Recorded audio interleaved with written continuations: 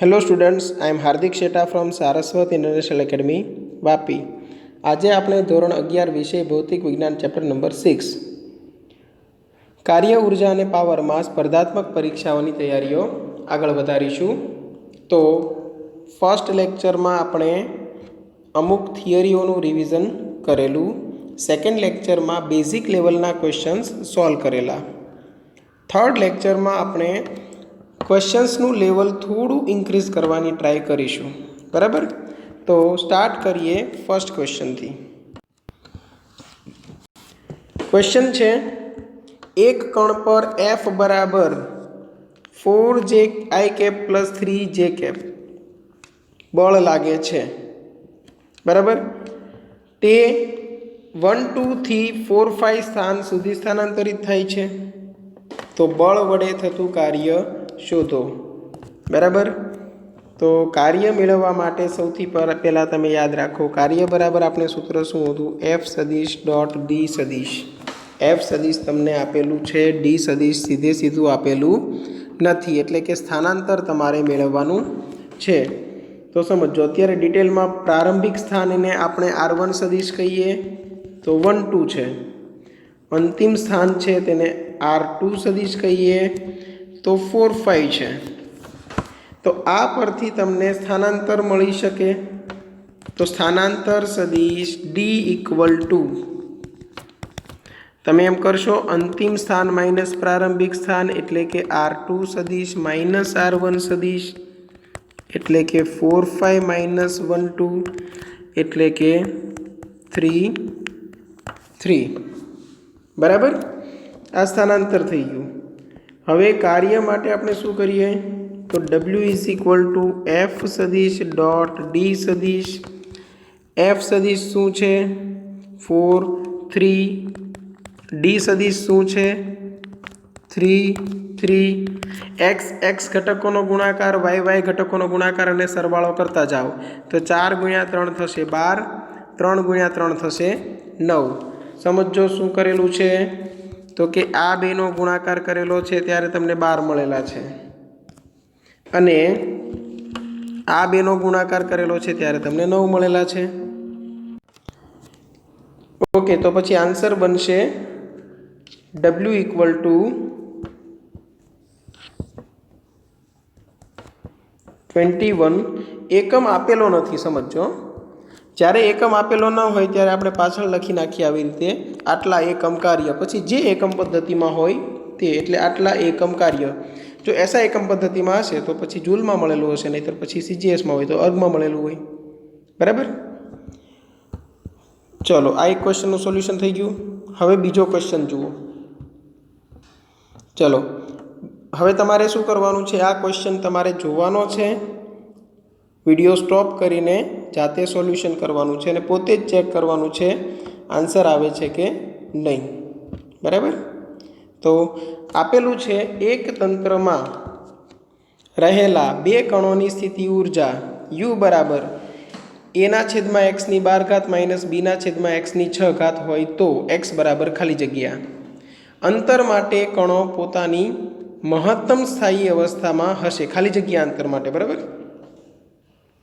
चलो, तो अहींया x बराबर शू होय, त्यारे कणो पोतानी महत्तम स्थायी अवस्था में होय।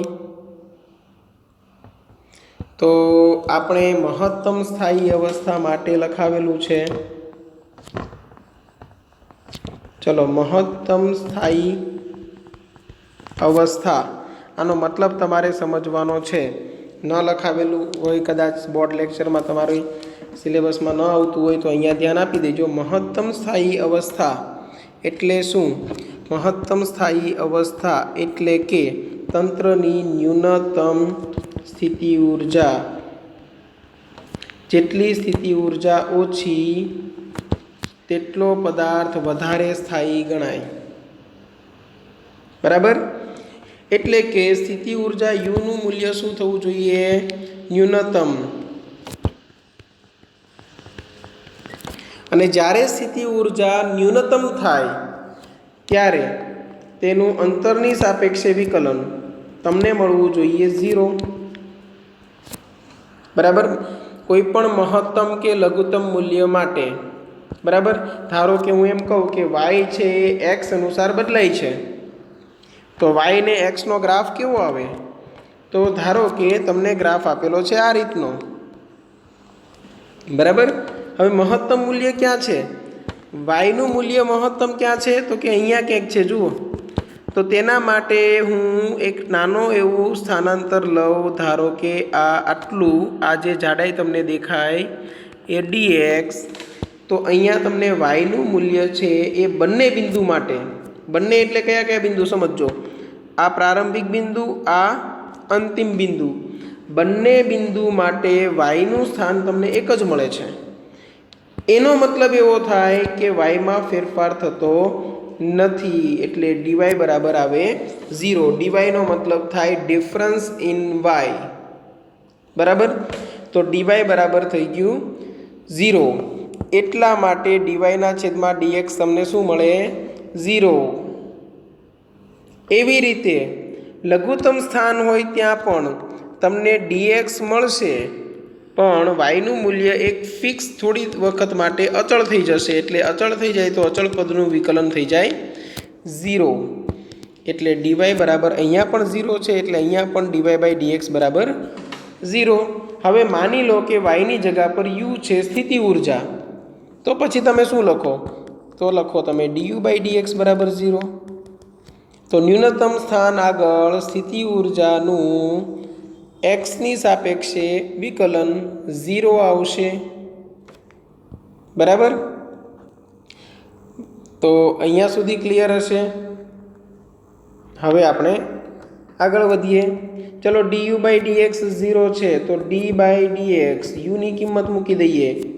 યુ બરાબર શું આપેલું છે જુઓ, તો કે એના છેદમાં એક્સની 12 તો એ ઇન્ટુ એક્સની -12 લખી શકું, માઇનસ બીના છેદમાં એક્સની 6 છે, તો એક્સની 6 ઉપર લઈ આવું તો -6 થઈ જશે, અને ઇક્વલ ટુ આન્સર આવશે 0.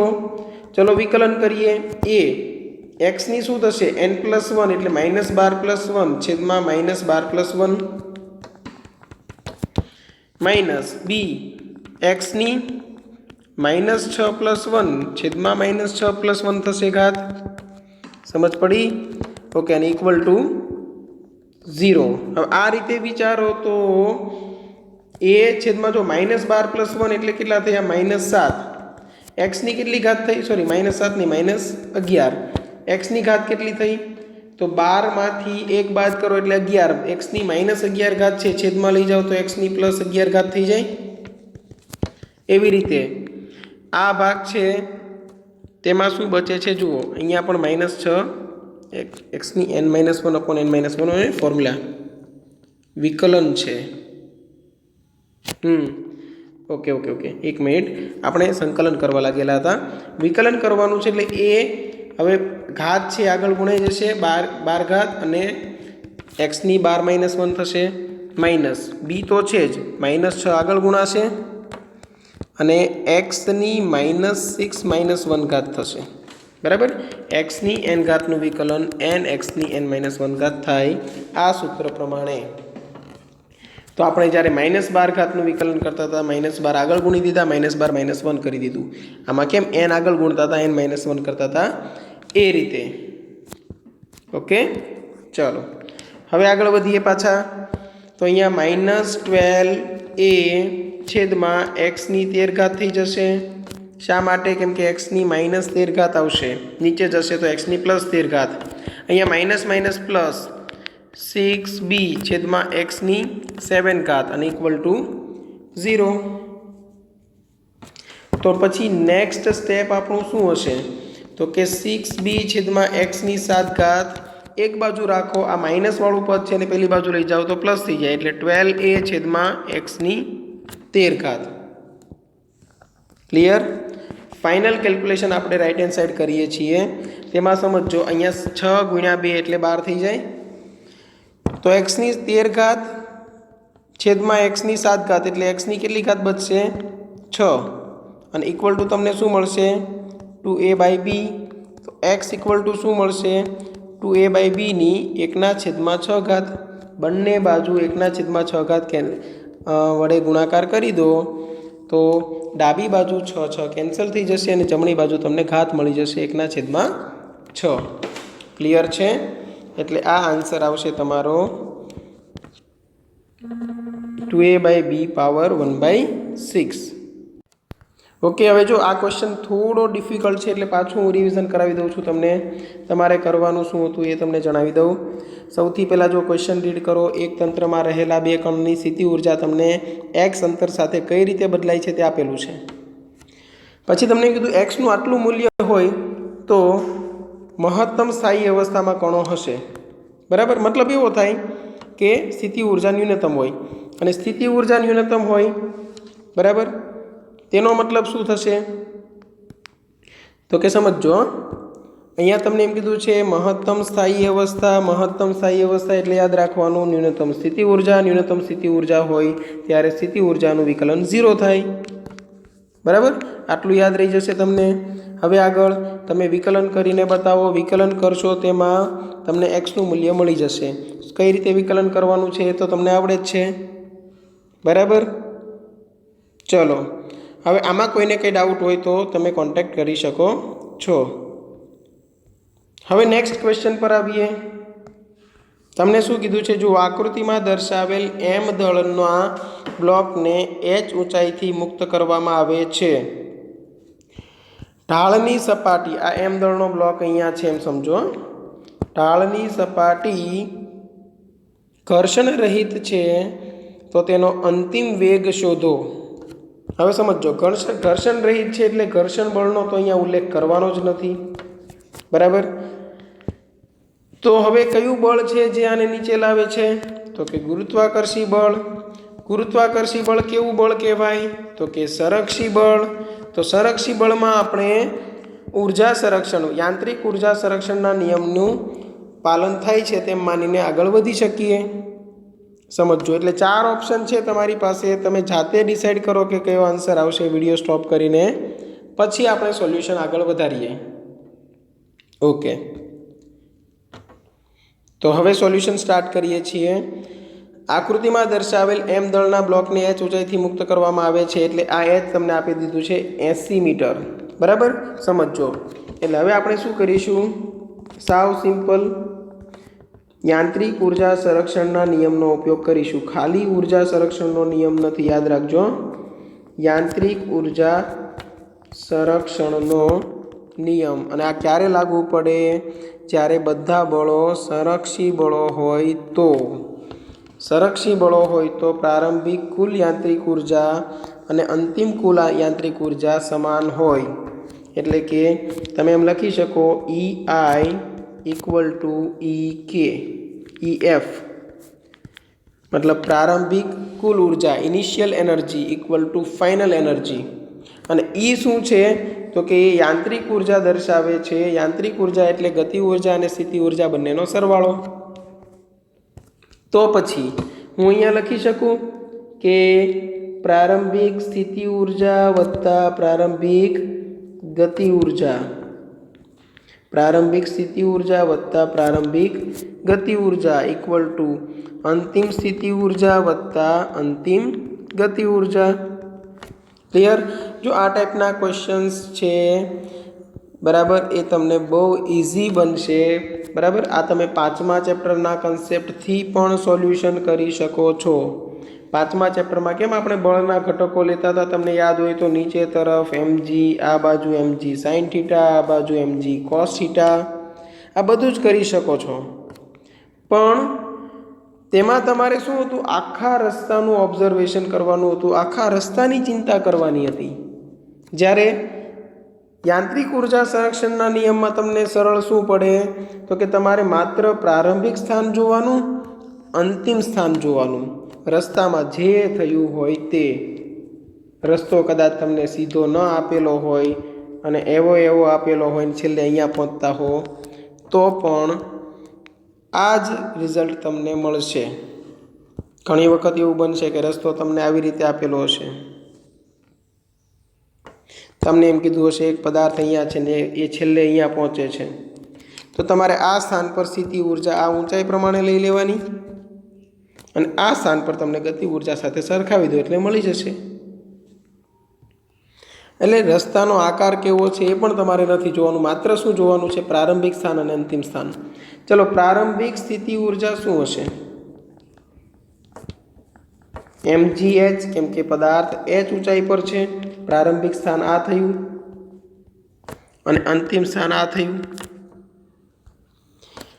પ્રારંભિક ગતિ ઉર્જા તો કે ત્યાંથી તેને મુક્ત કરવામાં આવે છે એટલે તેની ઝડપ 0 છે, વેગ 0 છે, એટલે ગતિ ઉર્જા પણ 0 છે. ચલો, અંતિમ સ્થિતિ ઉર્જા, અંતિમ ઊંચાઈ કેટલી? અંતિમ તો ઊંચાઈ છે જ નહીં, સાવ જમીન પર આવી જાય છે, એટલે અંતિમ ઊંચાઈ 0 છે, એટલે સ્થિતિ ઉર્જા પણ 0. અંતિમ ગતિ ઉર્જા એટલે હાફ mv². બરાબર છે? મતલબ કે અહીંયા તમે mgh = હાફ mv² કરી શકો. તો પછી m કેન્સલ આઉટ થશે. ચલો, g નું મૂલ્ય લઈ લઈએ 10, h નું મૂલ્ય 80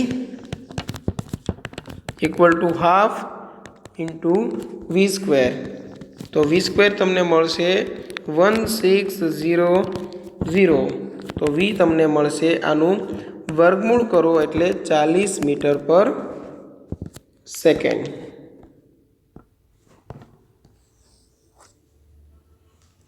ઓકે, ચલો, તો આપણો આન્સર આવશે 40 મીટર/સેકન્ડ.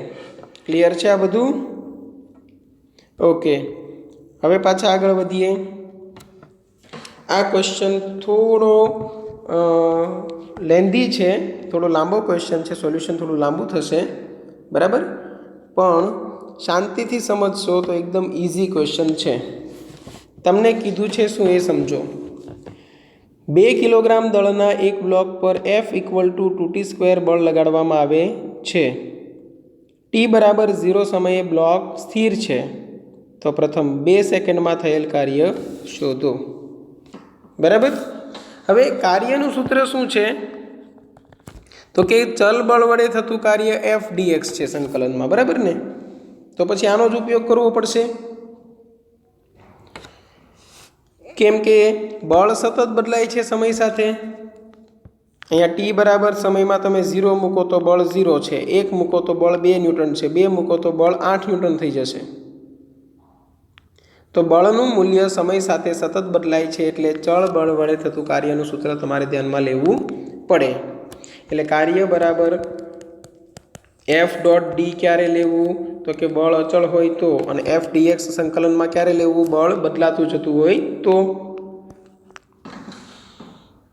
હવે આમાં પ્રોબ્લેમ કઈ આવશે તેનું ડિસ્કશન કરીએ. તો F = dx કરીશું તો F = અહીંયા 2t² dx થશે. હવે સમજો પ્રોબ્લેમ ક્યાં છે.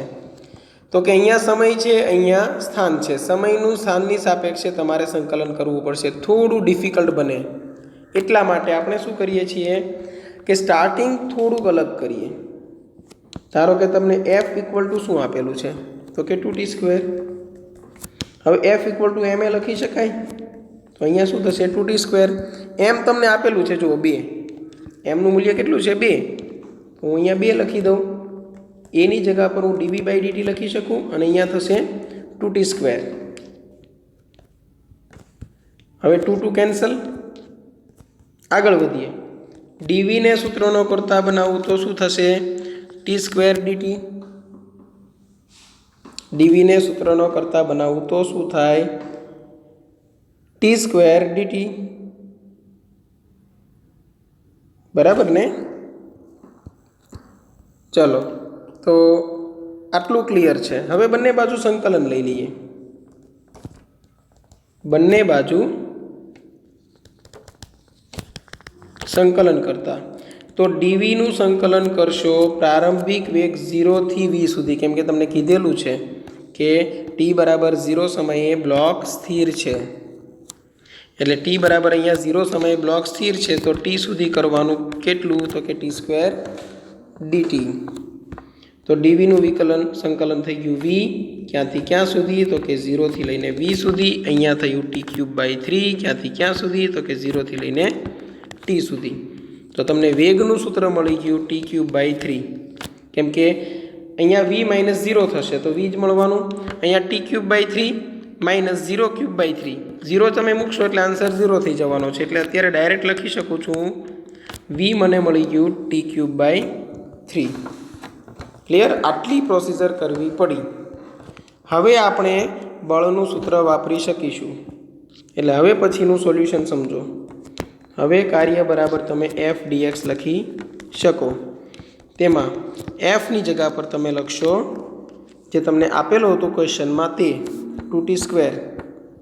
એટલે x ની જગ્યા પર f ની જગ્યા પર 2t². ઓકે હવે dx નું શું કરશું f = 2t² મૂકી દીધું પણ dx નું શું કરવું પાછું